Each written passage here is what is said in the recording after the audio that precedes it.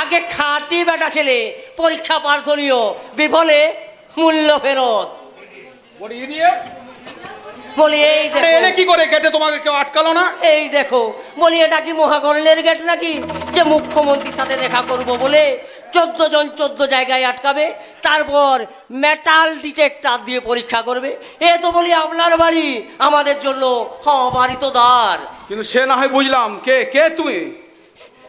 God আল্লাহ ভগবান, god আল্লাহ ভগবান। বলি নেতাজি সুভাষচন্দ্র বসুর নাম শুনেছেন? হ্যাঁ শুনেছি শুনেছি। আমি নেতাজি সুভাষচন্দ্র বসু নই। তাহলে? আচার্য জগদীশচন্দ্র বসুর নাম শুনেছেন? হ্যাঁ শুনেছি শুনেছি। আমি আচার্য জগদীশচন্দ্র বসু নই। আরে তাহলে কে তুমি সেটা তো বলবে। গড আল্লাহ ভগবান, গড আল্লাহ ভগবান। বলি প্রশান্ত ভট্টাচার্যের নাম শুনেছেন? না, সে আবার কে? আরে ওইটাই তো আমি। বলি এই অধমের নাম প্রশান্ত ভট্টাচার্য। আরে সে না হয় বুঝলাম, কিন্তু এখানে কি চায়? গড আল্লাহ ভগবান, গড আল্লাহ ভগবান। বলি আপনার পিছন। প্রশান্ত! গড আল্লাহ ভগবান, গড আল্লাহ ভগবান। বলি কথাটা তো কমপ্লিট করতে দিন স্যার। মানে আপনার পিছনে পিছনে ঘুরতে চাই, মানে একটা কাজ চাই। Get out, get out, get out, আইসা গেট আউট। স্যার আমার সন্ধানে কিন্তু ভালো ভালো মহিলা আছে, লাগলে বলবেন স্যার। বলি আগে বলবি তো। বলি চা খাবি? চা চা। গড আল্লাহ ভগবান, না স্যার চা খাবো না। হ্যাঁ বলি, কি যেন বলছিলি তোর সন্ধানে ভালো ভালো মহিলা আছে স্যার আছে। কেমন লাগবে বলুন? মানে একটা ডিম ভর্তি, মানে প্রেগনেন্ট বৌদি আছে, লাগলে বলবেন স্যার। বলি দূর হারামি, আমি শালা ফুর্তি করার জন্য মেয়ে খুঁজছি, এ শালা ডেলিভারি করার জন্য আমাকে পেশেন্ট দিচ্ছে। না না না, চলবে না চলবে না, অন্য কি আছে বল। আছে স্যার আছে, একটা সেকেন্ড হ্যান্ড ডবল লেকার বাস আছে, মানে ডিভোর্সি বউ, মোটা, লাগলে বলবেন স্যার। বলি চলবে না চলবে না। বলি এই এই প্রশান্ত, বলি কোচি কিছু নেই? কোচি কোচি আছে স্যার আছে, বাংলাদেশে রিলিজ, পেটি একদম চাচাক, চাচাক, চাচাক করছে। আরে একেই তো লাগবে প্রশান্ত, একেই তো লাগবে। তা দেখতে কি রকম? 3 ভাগের 1 ভাগ কাটি না, 1 ভাগ করি না, আর 1 ভাগ লাগি না। বলি অসাধারণ অসাধারণ। মতো চোখ, করিনার মতো ফিগার, আর রবিনার মতো। আরে একেই তো চাই প্রশান্ত, একেই তো চাই। আমি শালা জাত সাপুড়ে, খেলতে যদি হয় ও শালা বিষধর সাপ নিয়েই আমি খেলবো। শোনো, যত টাকা লাগে আমি দেব। কাল রাত্রে আমার বাগান বাড়িতে তোমার ওই বাংলাদেশের ইলিশকে নিয়ে চলে এসো। ওই যে নবীপুরের পলাশডাঙ্গাতে, মনে থাকে জানো? কাল ঠিক রাত 10টা। ঠিক আছে স্যার ঠিক আছে, একেবারে আমি জ্যান্ত ইলিশ নিয়ে হাজির হব। তবে স্যার সঠিক দাম দিতে পারবেন তো? দাম না পেলে আবার ইলিশ রানী পরখা খুলবে না। এই যে বিলাস বাবু, ডেকে এনেছি। কোথায়? বাইরে আছে, ডাকো। ঠিক আছে বিলাস বাবু। তুমি এইদিকে চলে যাও প্রশান্ত, তোমার ওই বাংলাদেশের ইলিশকে নিয়ে চলে এসো। টাকার জন্য কিন্তু কোনো চিন্তা করো না। ঠিক আছে স্যার ঠিক আছে, কাল আপনার জন্য একেবারে জ্যান্ত ইলিশ নিয়ে হাজির হব। তবে স্যার টাকা ঠিক মতো দিন। আচ্ছা চলি। ওহ শালা, এই না হলে ভাগ্য, দুর্ভাগ্য। আরে ঠিক বলেছেন, ঠিক বলেছেন। সত্যি সত্যি আমার দুর্ভাগ্য। আমি আপনার জন্য এত কিছু করছি আর আপনি আমাকে চিনতেই পারছেন না। আমাকে ডেকেছো কেন? আরে সে কিনে স্বপন, তুই কাকাবাবুকে কিছু বলিসনি? আরে কাকাবাবু তো আসতেই চাইছিলেন না, ওনাকে জোর করে তুলে আনতে হলে তো কথাগুলো বলবো কখন?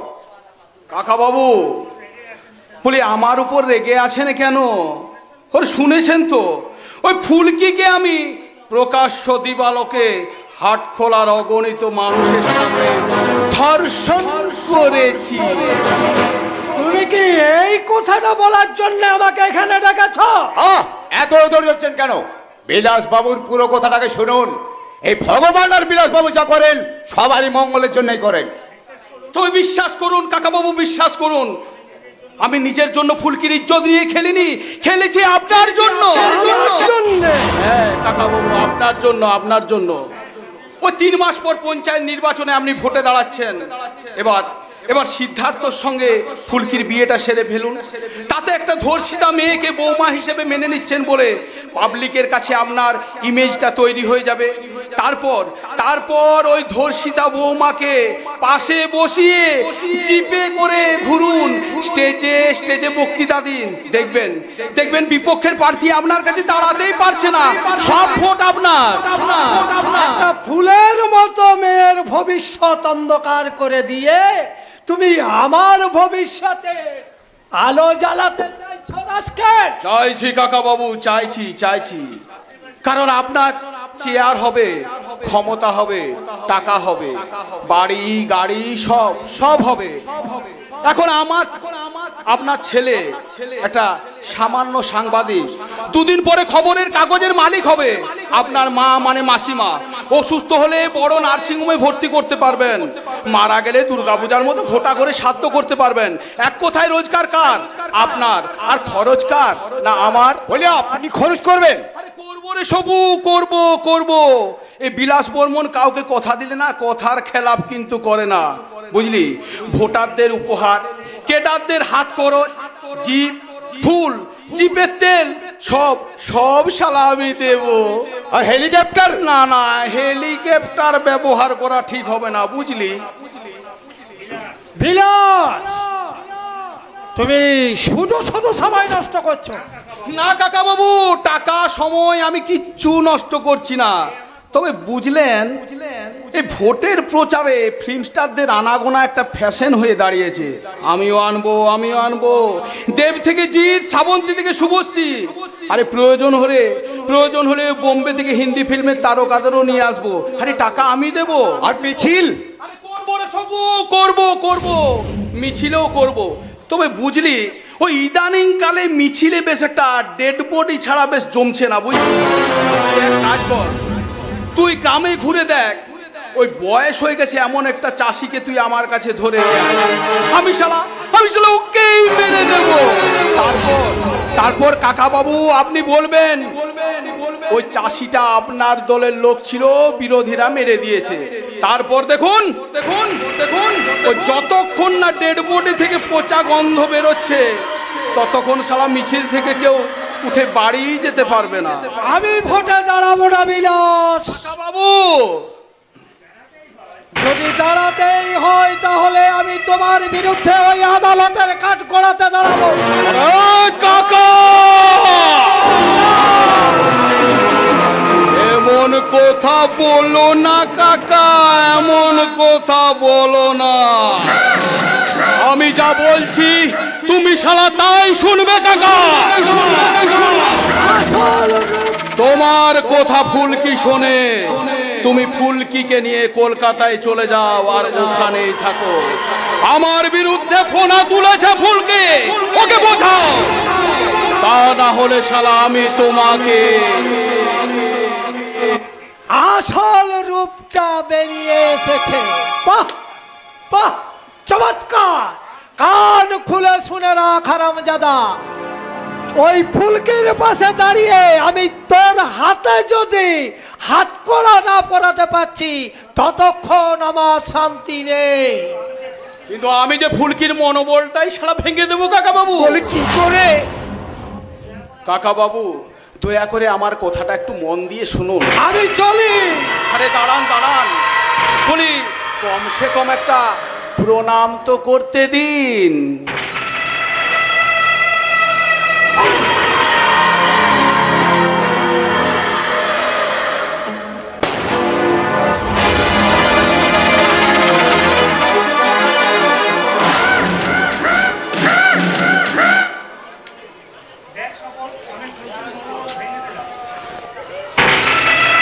স্বপন, আমি কিরকম ফুলকির মনোবলটাই শালা ভেঙে দিলাম।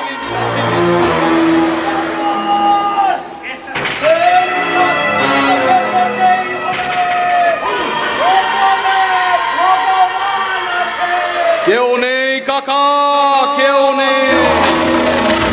এই ভগবানপুরের ভগবান আমি, হ্যাঁ, এই বিলাস বর্মন।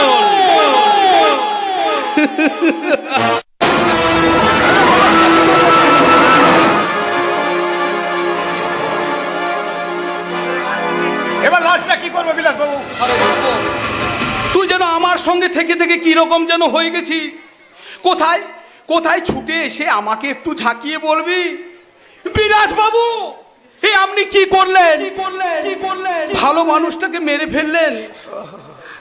এটা আপনি কি করলেন স্যার? আপনি কি পাগল হয়ে গেছেন? সঞ্জীব বাবুর মতো একটা ভালো মানুষকে আপনি এভাবে খুন করলেন?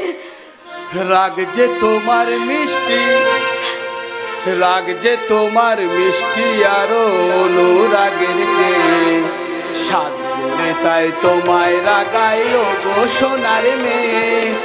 রাগ যে তোমার মিষ্টি আরো অনুরাগের চেয়ে সাত করে তাই তোমায় রাগাইলো গো সোনার মেয়ে। রাগ যে তোমার মিষ্টি। বলুন, বন্ধ করুন আপনার গান। আপনার মন কি দয়া মায়া বলে কিচ্ছু নেই? অপরাজিতা, তুমি এখন এখান থেকে যাও। তুই চুপ এমনিতে কর। বিলাস বাবুর মাথা ঠিক নেই। তুমি চুপ করো। দিনের পর দিন আমি অনেক কিছু সহ্য করেছি। হ্যাঁ মানছি, ওই বিলাস বর্মনের কাছ থেকে আমি মাইনে নিয়েছি, কিন্তু তার মানে এই নয় যে চিরকাল আমি বোবা অন্ধ হয়ে প্রতিবন্ধীর সাথে থাকবো।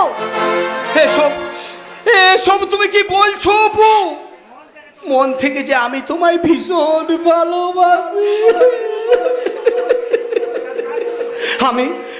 আমি যে এত কিছু পাপ করছি তা কার জন্য? সব তোমার জন্য। হ্যাঁ অপু, হ্যাঁ আমি তিস্তাকে ডিভোর্স দিয়ে যে আমি তোমাকে বিয়ে করতে চাই। কিন্তু আমি যদি বিয়ে না করি?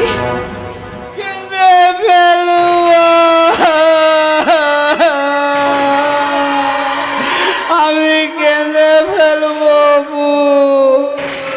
আমি আমার শয়নে স্বপনে নিদ্রায় জাগরণে শুধু তুমি তুমি তুমি। আমি চোখ বন্ধ করলেই দেখতে পাচ্ছি। কি দেখতে পাচ্ছেন? আমি দেখতে পাচ্ছি ওই ফুলকির দলে নাম লেখাতে তুমি নদী পারে গেছো, যেমন আজ সকালে গিয়েছিলে। স্যার, ওই সজল আর ফুলকির বাবা মাকে আমি মেরে দিয়েছি, তা নিশ্চয় তুমি বলে দিয়েছো। না না, এসব আপনি কি বলছেন স্যার? না না, আমি কোথায় বলছি এই সপু, বল বল। আজ সকালে আমি নিজে দেখেছি তুমি ওই নদীর পাড়ে গিয়ে ফুলকির সাথে দেখা করেছো। তুমি ভুল দেখেছো। আমিও তো ওই কথাটাই বলছিলাম, ও মনে হয় অন্য কারোর সঙ্গে তোমাকে গুলিয়ে ফেলেছে। হ্যাঁ, না না, মানে আসলে তাই তো। এ নিয়ে তুমি চিন্তা করো না। আমি স্বপনের কথায় কিচ্ছু মনে করিনি, কিন্তু কি করব বলো, প্রাণের মায়া যে বড় মায়া। আমি তো ওকে সম্পূর্ণভাবে অবিশ্বাসও করতে পারছি না। স্যার, আপনি কি ড্রিঙ্কস করবেন? আমি এক্ষুনি ভেতর থেকে আনছি, এক্ষুনি। চলে যেতে চাইছো? না না না, মানে যাও যাও, আমি স্বপনের সঙ্গে দুটো কথা সেরে এক্ষুনি আসছি। এক্ষুনি যাচ্ছি, আমি এক্ষুনি যাচ্ছি।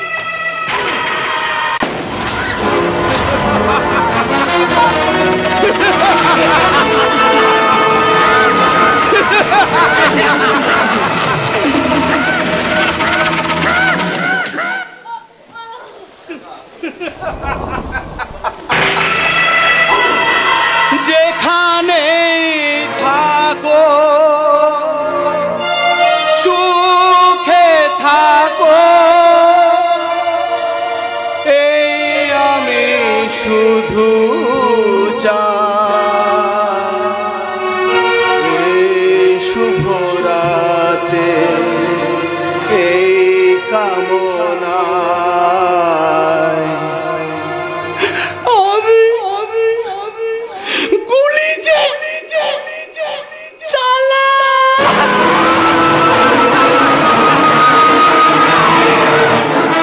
সপু, বিলাস বাবু, অপু আমাদের ছেড়ে চলে গেল রে। যা যা, তুই তুষার বাবুকে একবার খবর দে। ওকে বিলাস বাবু, বল এখনই একবার এখানে আসতে হবে। ঠিক আছে বিলাস বাবু।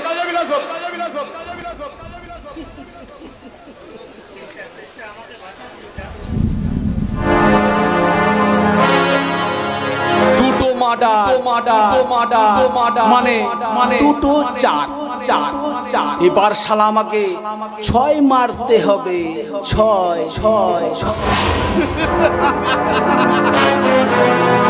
তিস্তা।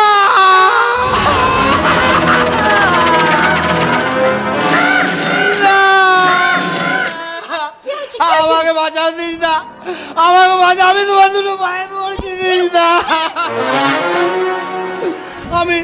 আমি রাগের মাথায় উত্তেজিত হয়ে খুন করে ফেলেছি তিস্তা, খুন। আমি এই পিস্তল দিয়ে সঞ্জীব বাবু আর অপরাজিতাকে খুন করে ফেলেছি। কি বলছো? সামান্য কুকুর বিড়ালকে মারতে মানুষের হাত কাঁপে, আর তুমি দুটো মানুষকে মেরে ফেললে? ভুল করেছি দিস্তা, ভুল করেছি। আমার রাগ আমার জীবনটাকে তছনছ করে দিয়েছে দিস্তা। আমি বাপের প্রায়শ্চিত্ত করতে তুমি না চাইলেও কিন্তু তোমার পাপের প্রায়শ্চিত্ত করতে হবে। কিন্তু তার আগে বলো তো, এমন কি হয়েছিল যে তার জন্য তুমি এদেরকে মেরে ফেলেছো? কি হলো বলো? কি খুন করেছে? আপনি এসে গেছেন তুষার বাবু, আপনি এসে গেছেন। দেখুন আমার বউ পাগল হয়ে গেছে। কি হয়েছে, কি খুলে বলুন। বলছি তুষার বাবু, আমি বলছি আসলে ওই ফুলকির কেসে তিস্তা আমার নামে এফআইআর করেছে। সঞ্জীব বাবু খুব ভালো মানুষ ছিলেন, এসেছিলেন তিস্তার কাছে, এসেছিলেন তিস্তাকে বোঝাতে যাতে ওই কেসটা তুলে নেয়, ওদের বংশের মর্যাদা ক্ষুণ্ণ হবে। আর তিস্তা রেগে গিয়ে গুলি চালিয়ে দিল। কিন্তু কেন? বলছি আমি এর প্রতিবাদ করতে গিয়ে আমাকেও গুলি চালিয়েছিল, আর আমার সেক্রেটারি অপরাজিতা এসে আমাকে বাঁচাতে যায় আর গুলি লাগে অপরাজিতা। এই জানোয়ার, ইচ্ছাতে তোকে আমি এক্ষুনি মেরে ফেলি। দেখুন তুষার বাবু, দেখুন আমার গুলি চালিয়েছিল। জয় বাসি মানে, জয় বাসি মানে। আমার তো বিশ্বাসই হচ্ছে না। বলি আমারও কি বিশ্বাস হচ্ছিল তুষার বাবু, আমারও কি বিশ্বাস হচ্ছিল। দেখুন ওইখানে ছিল তিস্তা, আর এইখানে ছিল সঞ্জীব বাবু। ওখান থেকে গুলি চালিয়েছে, তাই সঞ্জীব বাবুর বুকে গুলি লেগেছে। এবার আমি ওখানে প্রতিবাদ করতে গিয়েছিলাম, আর আমার সেক্রেটারি অপরাজিতা এসে আমাকে দৌড়ে বাঁচাতে যায় আর গুলি লাগে অপরাজিতার পিঠে।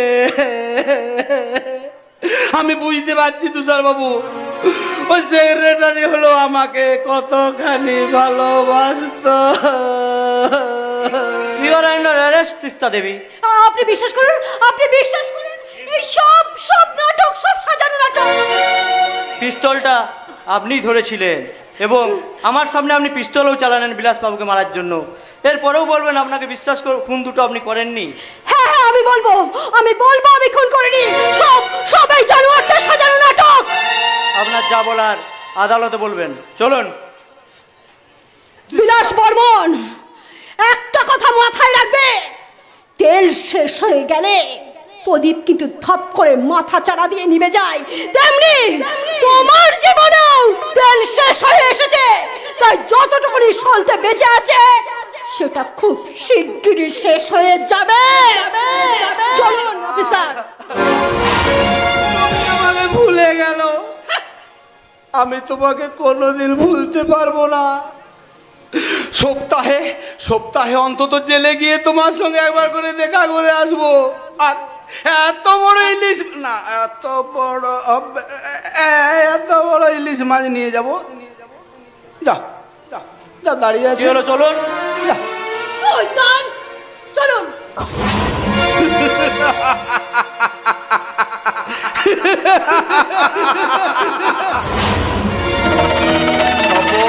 বলুন বিলাসবাবু। বলে কি রকম খেললাম বল? বলে আপনি জানতেন না যে পিস্তলে 5টা গুলি আছে? বলি শালা, তুই কি আমাকে বোকা পেয়েছিস? বলি 4টেকে কাজে লাগালাম, আর একটা তো আমি আগেই বার করে রেখেছিলাম রে। বলি বলি কেমন খেললাম বল।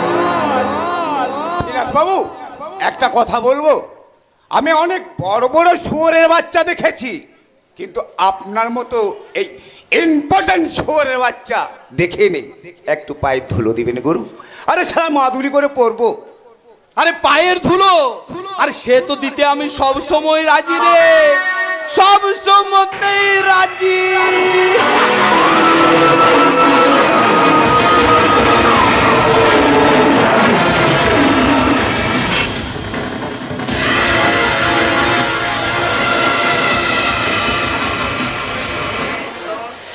হে ঈশ্বর, এ তুমি কি করলে ঠাকুর? এ তুমি কি করলে? এ তুমি কি সর্বনাশের খেলা খেললে ঠাকুর? আমার চোখের সামনে আমার বৌমাকে তুমি কেড়ে নিলে, তারপর আমার টাটকা দাদা ছেলেটাকে তুমি এমনি কেড়ে নিলে। ঠাকুর, তুমি আমাকে কেড়ে নিলে না কেন?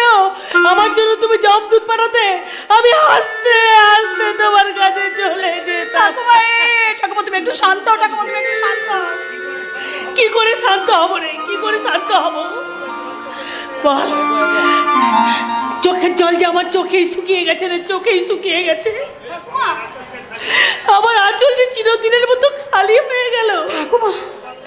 আমার আমার আমার টাটকা দাদা ছেলেটা আমার মুখ খালি করে দিয়ে চিরদিনের মতো চলে গেল। বাবা চলে যায়নি ঠাকুমা, বাবাকে এই কুলসিত সমাজ থেকে চোর করে পাঠানো হয়েছে। সিদ্ধান্ত, হ্যাঁ ফুলকি, তাছাড়া তাছাড়া তোমরা কাঁদছো কেন? কেন চোখের জল ফেলছো? আমার বাবা তো বীরের মতন মারা গেছে, আর বীরের আত্মীয়দের এইভাবে কাঁদতে নেই। মোছো মোছো চোখের জল। সিদ্ধার্থ, আমি গ্রামে আসার পর থেকে এইসব কিসব হয়ে গেল সিদ্ধার্থ। কাকা বাবুর জন্য আমি দায়ী সিদ্ধার্থ। আমি বলি না, আপনি দাবি নয়, আপনি দায়ী নয়। গ্রামে যাই এই গ্রামের ভিতু কাপুরুষগুলো, ওরা যদি সেদিন প্রতিবাদের ঝড় তুলতো, তাহলে তাহলে কর্তা বাবুকে এভাবে চলে যেতে হতো না গো, এভাবে চলে যেতে হতো না। কিন্তু আর না, ওই শয়তান আমার উপর প্রতিশোধ নেওয়ার জন্য গ্রামে একে একে সবার সর্বনাশ করবে। না না, ও আর কিছুতেই ছাড়া চলবে না ওকে। ফুলকি, পারতে তোমাকে হবেই ফুলকি। সিদ্ধার্থ, হ্যাঁ ফুলকি, এতদিন আমি তোমাকে বারণ করেছি, আজকে আমি তোমাকে বলছি। সিদ্ধার্থ, তুমি পারলে ওই জানোয়ারটাকে কুপিয়ে কুপিয়ে কাটো, অস্ত্র লাগলে আমি দেব। হ্যাঁ হ্যাঁ মা, হ্যাঁ মা, মা তুই আমাকে কথা দে, মা তুই আমাকে কথা দে। আমার ছেলেকে যারা এমনি নৃশংসভাবে খুন করেছে, তার চরম প্রতিশোধ তুই নিবি।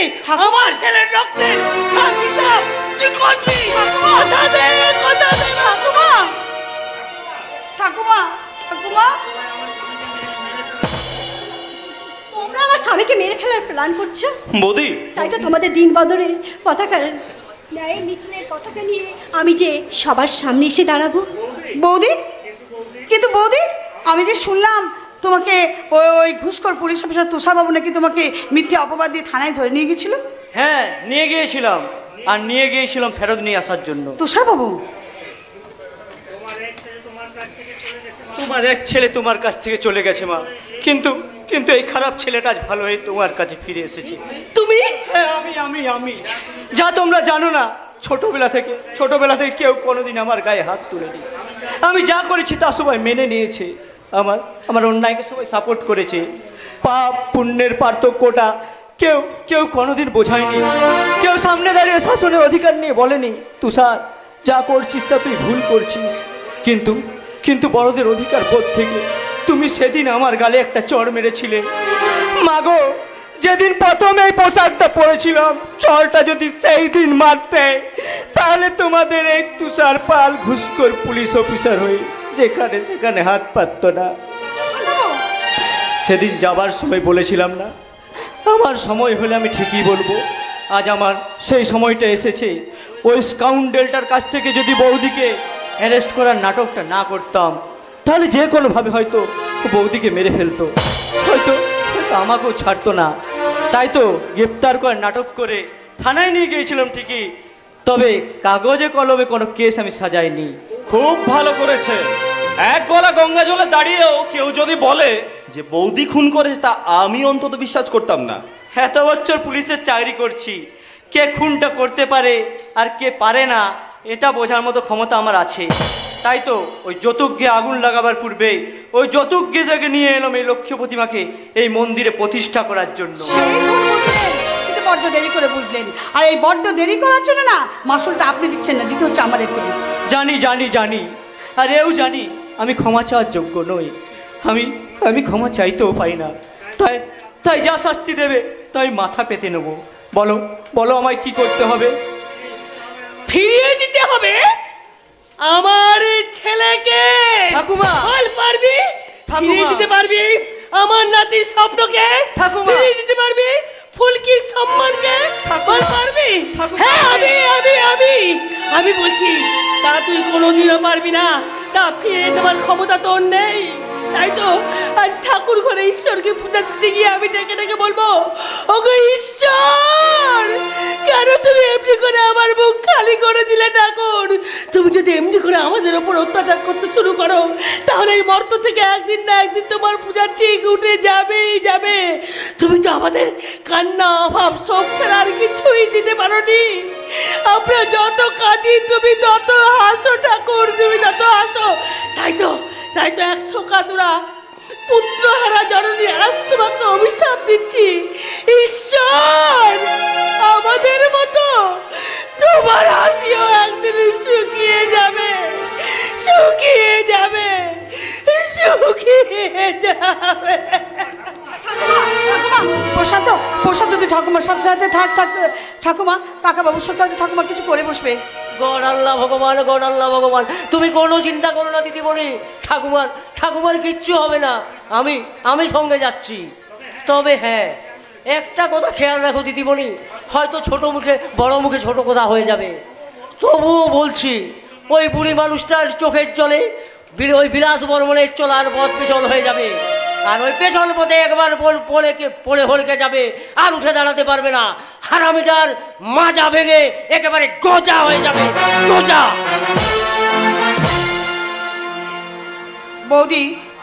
বৌদি আমার যে আর কিছুই করার নেই। ফুলকি, হ্যাঁ বৌদি, মনকে শক্ত করার চেষ্টা করো, শত হলেও সে তো তোমার স্বামী বৌদি। তাই বলতে বাধ্য হচ্ছি, তোমার ওই চওড়া করে দেওয়া সিঁথিতে সিঁদুর, কপালে গোল করে আঁকা সিঁদুরের টিপ, তোমার হাতে শাখা শোভা বাড়ানোর জন্য এই শাখা সিঁদুরগুলো আগে আমার কাছে কোনো মূল্য নেই বৌদি, কোনো মূল্য নেই। বেশ তো ভাই, এতদিন এই পৃথিবীতে নিয়ম ছিল যে স্বামী মারা গেলে শাখা সিঁদুর খুলে ফেলতে হয়, সিঁদুর মুছে ফেলতে হয়। আজ থেকে নিয়েই আমি সেই নিয়মটা নতুন করে তৈরি করলাম। আমি আমার স্বামী মরে যাওয়ার আগে আমার কপাল থেকে আমি সিঁদুর মুছে দিলাম। আমার হাত থেকে আমি এই শাখা খুলে দিলাম। দেখিস ফুলকি, দেখিস, আজ ওই বিলাস বর্মনের কাছ থেকে আমি সরে গেছি।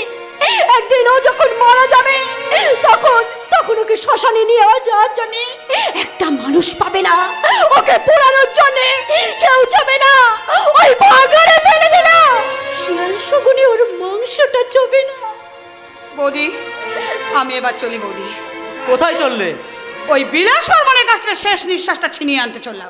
না ফুলকি না, আইন তুমি নিজের হাতে তুলে নিতে পারো না। কোন আইনের কথা বলছেন অফিসার, কোন আইনের কথা বলছেন?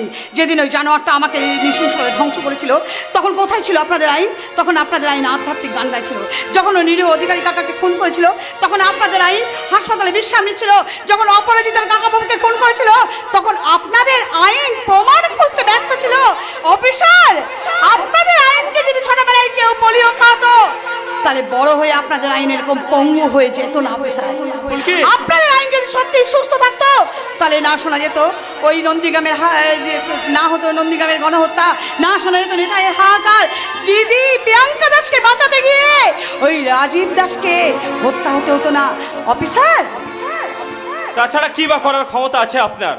আপনি বড় জোর ওই বিলাস বর্মনকে অ্যারেস্ট করবেন, আদালত প্রমাণ চাইবে, বসবে তদন্ত কমিশন, দিনের পর দিন ধরে চলবে প্রমাণ জোগাড় করার চেষ্টা, সপ্তাহের পর সপ্তাহ ধরে চলবে তদন্ত করার আছিলাই আড্ডাবাজি, আর মাসের পর মাস ধরে চলবে চার্জশিট লেখার কাজ।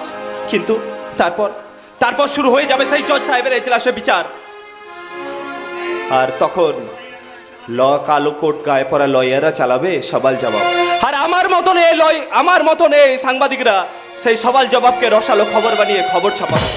আর ঘড়ির কাঁটা 5টার ঘরে পৌঁছলে জজ সাহেব পরের তারিখ দেবেন। এইভাবে শুধু তারিখের পর তারিখ, তারিখের পর তারিখ, তারিখের পর তারিখ দিনেইতে কেটে যাবে বছরের পর বছর। তারপর আপনি ভুলে যাবেন এই খবর, এই পাবলিক ভুলে যাবে এই ঘটনা। কিন্তু ফুলকি কি মুছতে পারবে ওর কপালে এই লেপ্টে যাওয়া কলঙ্কের কালিটা? সিদ্ধার্থ, ঠাকুমাকে ফিরে পাবে, তার ছেলেকে? সিদ্ধার্থ, আমি কি ভুলতে পারবো আমার বাবার মৃত্যু? আমি কি ভুলতে পারবো আমার সীতাকে, যে আমাকে সব সময় সাহায্য করত, কষ্ট করে সংসার চালিয়ে সৎভাবে বেঁচে থাকার অনুপ্রেরণা দিত? না, আমরা কেউ আমাদের হারিয়ে যাওয়া যন্ত্রণাকে ভুলতে পারবো না, কারণ ওই কালকে ওঠার জন্য আমাদের জীবনে নেমে এসেছে অন্ধকার। ঠিক বলেছো ধরিত্রী, তুমি ঠিক বলেছো। এই তো স্যার, আমি এসে গেছি স্যার, আমি এসে গেছি। বলুন স্যার, আমাকে কোন বুটায় ডিউটি করতে যেতে হবে? তবে স্যার, আমার পিস্তলটা না সরকার নিয়ে নিয়েছে। আপনি যদি একটু সুপারিশ করেন তাহলে আবার আমি আমার পিস্তলটা ফেরত পেতে পারি। তারপর এই ধরিত্রীকে যারা ধ্বংস করতে চাই সেই সব বহিরাগত স্বার্থন্বেষী সাম্যবাদী মানুষের বুকের উপর চালাবো আমি স্বাধীনতার গুলি।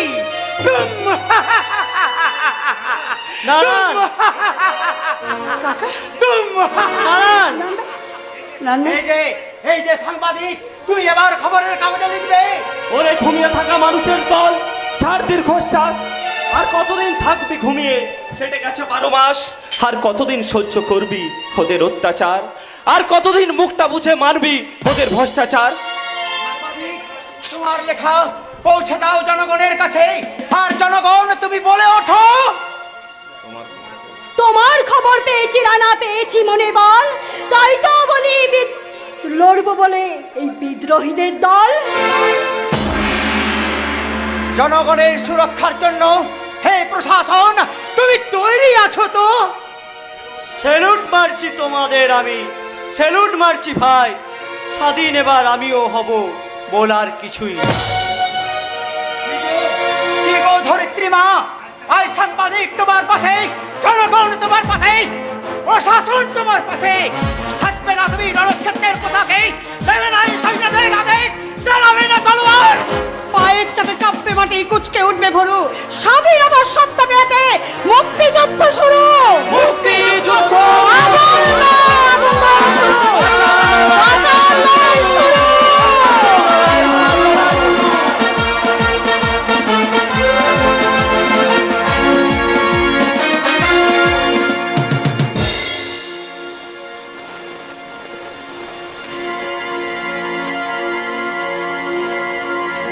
রাতের গাঢ় কালো অন্ধকার কাটিয়ে বিদায় নিয়েছে দিনের ঝকঝকে আলো। আমার শিরা উপশিরা ধমনীতে কামনার রক্ত বাসনার স্রোত হয়ে বয়েই চলেছে। এক্ষুনি ওই ছোড়াটা কচি মেয়েটাকে নিয়ে চলে আসবে। আমি বিলেতি মদ নিয়ে চলে এসেছি বস। স্বপন তুই? আরে সুন্দরীর সঙ্গে সুরা ছাড়া যে প্রেম জমবে না বস। আরে এই জন্যই তো তোকে আমার এত ভালো লাগে রে সপু, বুঝলি সপু? আমার পথের প্রত্যেকটা কাঁটাকে আমি একটা একটা করে সরিয়ে দিয়েছি। আমার সতী সাধ্বী বউটাকেও পাঠিয়ে দিয়েছি জেলের গাঢ় কালো অন্ধকারের মধ্যে, বুঝলি সপু? আজ আমার মন বিনারের ভেতরটা ওই 100 বিনা ঝংকারের মতো শুধু বেজেই চলেছে। রিম ঝিম ঝিম ঝিম রিম ঝিম ঝিম রিম ঝিম ঝিম ঝিম রিম ঝিম ঝিম। এটা আমি আর আপনাকে দেখেই বুঝতে পেরেছি বস। তাহলে আর দেরি করছিস কেন? ঢাল গ্লাসে মদ ঢাল। এই নিন, বেশ কড়া করে বানিয়ে এনেছি। মনের ইঞ্জিনের সঙ্গে একটু মেজাজটা একটু ঝিমঝিম করুক। কতদিন পর একটা আনন্দের দিন দেখতে পেলাম বল। আরে নিন বস, বেশ কড়া করে বানিয়েছি।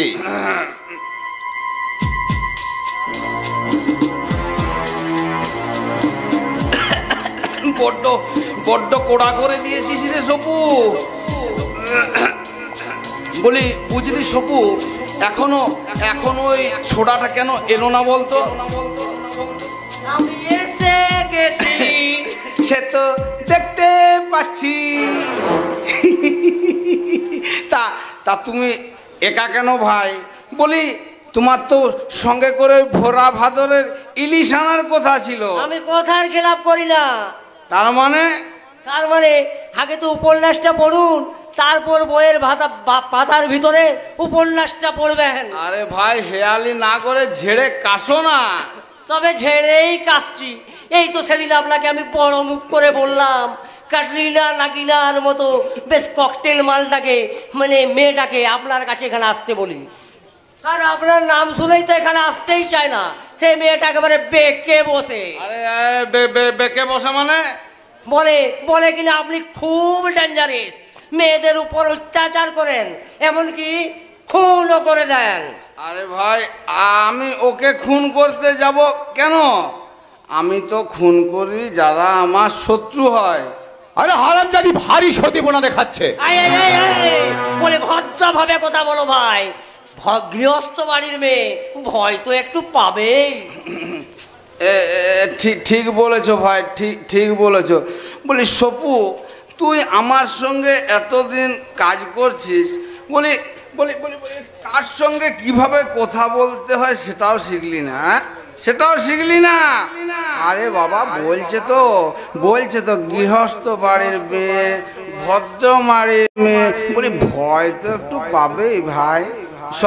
সরি বল ভাই, সরি বল। ঠিক আছে, সরি ভাই, সরি। বলি thank you Prashant, thank you. কিন্তু ভাই প্রশান্ত, বলি তোমার ওই ভোরা ভাদরের ইলিশকে যে আমার খুব দেখতে ইচ্ছে করছে। বলি কি নাম তার? মুন্নি। আরেকবার বলো। মুন্নি। মুন্নি।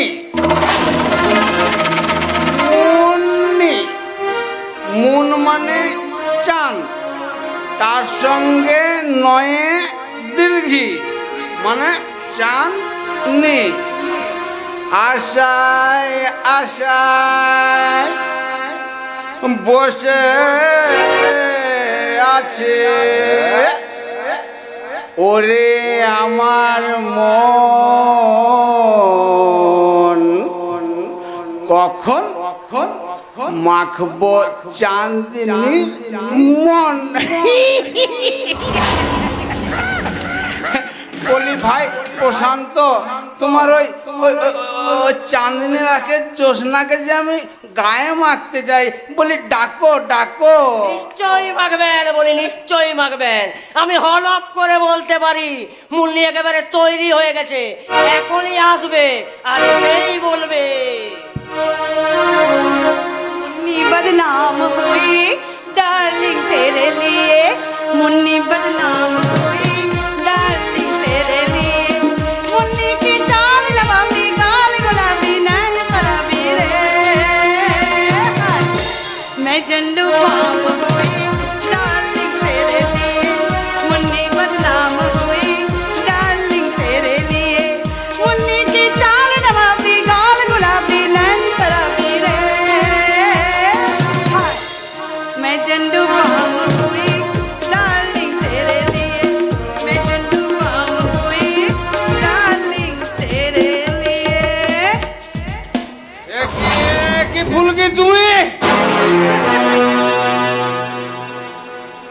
চমকে উঠলে? এই তো সবে তোমার চমকানোর সময় শুরু হলো বিলাস বর্মন। তার মানে গোটা ঘটনায় ফুলকি দিদিমণির সাজানো নাটক, আর সেই নাটকের সূত্রধর হয়ে তোমার হাতে সূত্রটা ধরিয়ে দিয়ে গেলাম দিদিমণি। এবার তোমার সামনে দাঁড়িয়ে থাকা এই পাপের স্তম্ভ অহংকার একেবারে মাটির সাথে মিশিয়ে দাও। কি বিলাস বর্মন, দেখুন কেমন ভরা ভাদরে রিলিজ এনেছি। আমি চলি, টাটা, বাই বাই।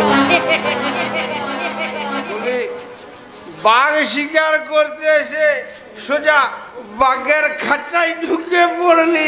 সারা ভগবানপুর গ্রামের মানুষের সামনে এর বস্তির ইজ্জতে নিলাম করে দিয়েছিল। তবু এর শিক্ষা হয়নি দেখছি। হয়নি রে সপু, হয়নি হয়নি হয়নি। বুঝলি, একে দেখে আমার খুব হাসি পাচ্ছে রে, হাসি হাসি। আর বেশি দিন হাসতে পারবি না বিলাস বর্মন। তোর হাসিটা বেড়ে কান্নায় পরিণত হবে, তখন তুই কাঁদবার জন্য সময় পাবি না বিলাস বর্মন। বলি বামন হয়ে চাঁদ ধরতে চাইছি? না রে বিলাস বর্মন, না। বামন হয়ে আমি চাঁদ ধরতে আসিনি। আমি সূর্য এ সূর্যের তেজে তোর মতন বামনকে আমি পুড়িয়ে চালি পরে ছাই করে দিতে এসেছি। তার আগে তোর লাশ কাটা ঘরে তোর বডিটাকে পাঠিয়ে দেবো রে হারামজাদী।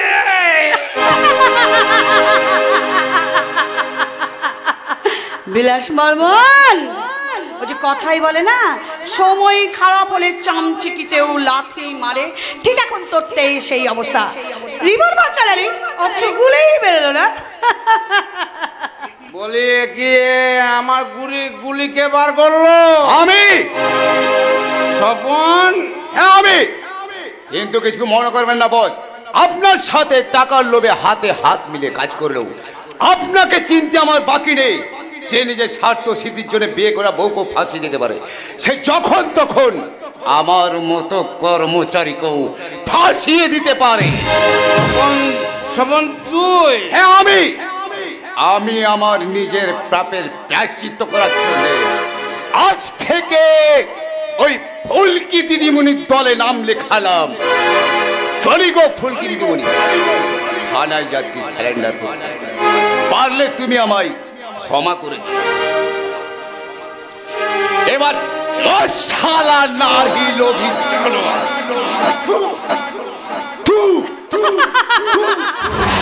বিলাস বর্মন চেয়ে দেখ, আজ তোর পাশে দাঁড়াবার জন্য আছে কেউ নেই, কেউ নেই।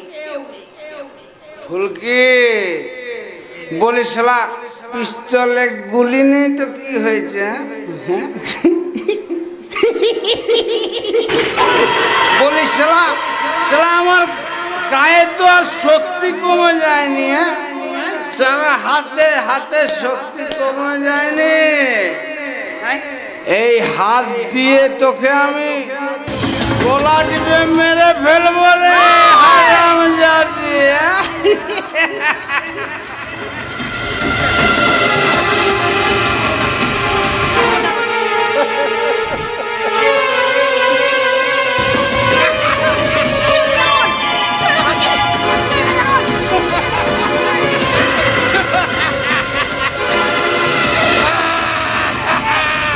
তার আগে এই পাকে আমি কাজে লেগে তোকে আমি মাটির সঙ্গে মিশিয়ে দেবো রে রাস্কেল।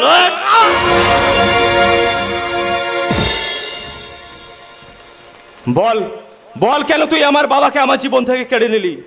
বল কেন তুই আমার জীবন নিয়ে ছিনিমিলি খেললি? আজকে তোকে আমি খুন করে যত না পাপ করবো না, তার থেকে পাপ করবো তোকে যদি আজকে আমি ছেড়ে দিই। তাই যমরাজের খাতার নামের আগে চন্দ্রবিন্দু চাঁদ বসাবো রে রাস্কেল। আরে বিলাস, সালা আমার নাম সিদ্ধার্থ, আমি সালা কলিযুগের কৃষ্ণ।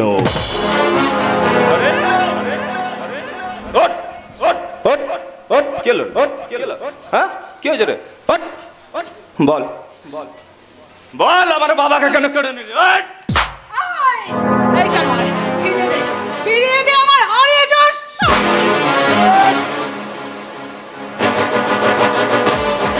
তিস্তা বৌদির জীবনটা কেন নষ্ট করলি বল? দে ফিরিয়ে দে তিস্তা বৌদির আগের জীবন।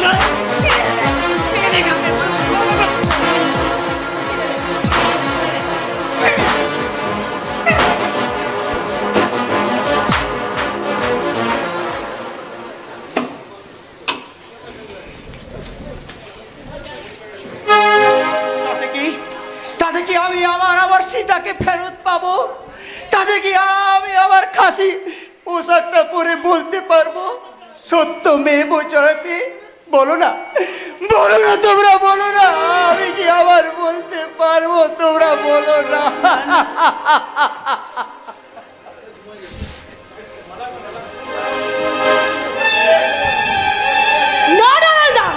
ওর মনুষ্যত্বটাই হারিয়ে ফেলেছে।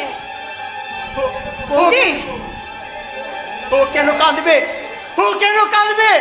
ও কি আমার মতো আবার সীতাকে হারিয়েছে? ওর মনসত্ব হারিয়েছে। আমাকে আমাকে তুমি বাঁচাও সিস্টার, আমাকে তুমি বাঁচাও। তোমাকে আমি বাঁচাবো? আমি যে তোমার স্বামী স্বামী স্বামী স্বামী। তোমাকে আমি বাঁচাবো? তুমি যে কেন এখনো বেঁচে আছো সেটাই আমি তো ভাবতে পারছি না। কি রে ফুলকি, কত সময় লাগে, কত সময় লাগে? তুই জানিস না অসুর নিধন করার সময় দেবীর হাতে 10টা অস্ত্র দিয়েছিল? তাই তো আমি আমার স্বামীকে শেষ করার জন্য তোর হাতে আমি অস্ত্র তুলে দিলাম। হ্যাঁ ফুলকি, এতদিন আমি তোমাকে বারণ করেছি, আজকে আমি তোমাকে বলছি এই জানোয়ারটাকে তুমি শেষ করে দাও। এই জানোয়ারটাকে তুমি শেষ করে দাও তিস্তা বৌদির দেওয়া অস্ত্র দিয়ে। আজ আমি বুঝতে পারছি এই হলো কলিযুগের অসুর। তবে আর দেরি করছো কেন মা? দেখো ফাঁকিরাই ঢাক বাজাচ্ছে, মন্দিরে মন্দিরে বাজছে ঘন্টা। তবে আর দেরি করো না।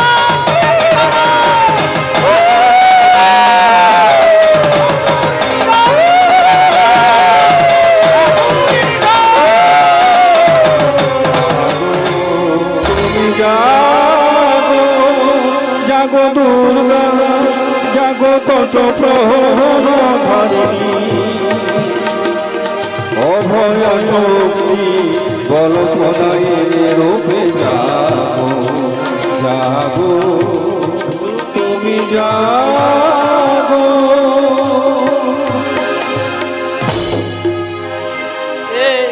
তুমি কি করলে ফুলকি? ওই শয়তানটাকে আমি শাস্তি দিয়েছি, আমার আদালতে ওই শয়তানটাকে আমি শাস্তি দিয়েছি। এবার এবার আপনি আমি অ্যারেস্ট করুন স্যার। এতদিন আইনের পোশাক পরে আমি অনেক বেআইনি কাজ করেছি, আজ এই সর্বপ্রথম আইনের পোশাক পরে আরেকটা বেআইনি কাজ করব। সিদ্ধার্থ, তুমি ফুলকিকে নিয়ে এখান থেকে চলে যাও। এখানকার ঝামেলা আমি সব সামনে নেব। আমি ফুলকিকে অ্যারেস্ট করব না। না না তুষার, তুমি ফুলকিকে গ্রেফতার করো। ঠাকুমা, হ্যাঁ হ্যাঁ ফুলকি, হ্যাঁ নেতাজি সুভাষচন্দ্র বসু জেল কেটেছিলেন, তার জন্য তার মা আনন্দে উল্লাস করেছিলেন। ক্ষুদিরাম বসু ফাঁসি হয়েছিল, তার জন্য তার মা উল্লাস করেছিলেন। আজ তোকে জেলে যেতে দেখে আমার ঠিক সেই আনন্দটাই হবে। হ্যাঁ রে ফুলকি, হ্যাঁ আমি তোর জন্য খাবার নিয়ে রোজ জেলে দেখা করতে যাব। সিদ্ধার্থ, এই সিঁদুরটা ফুলকিকে তুই পরিয়ে দে।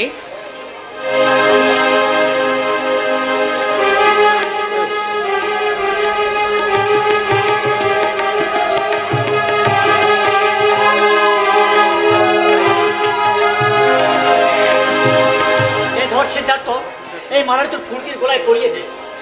এই ভগবানপুরে প্রত্যেকটা মানুষের সামনে ওর গলায় মালাটা পরিয়ে দে। কি গো বৌদিরা, তোমরা চুপ করে আছো কেন? তোমরা শঙ্খ বাজাও, উলুধ্বনি দাও।